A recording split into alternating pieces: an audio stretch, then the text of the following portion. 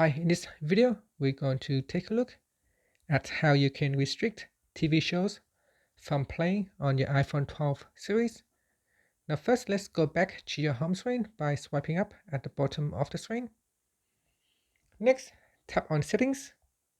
In Settings, you want to go down and tap on Screen Time, and then go down and tap on Content and Privacy Restrictions. Next, tap on Content Restrictions.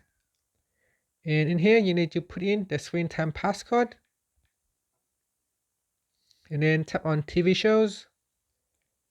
In the list here, choose Don't Allow TV Shows. And then swipe up.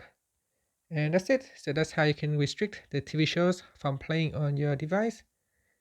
Now you can also go in here and instead of restricting the TV shows, you can also set it to a lower rating, such as P or C or G or PG for kids.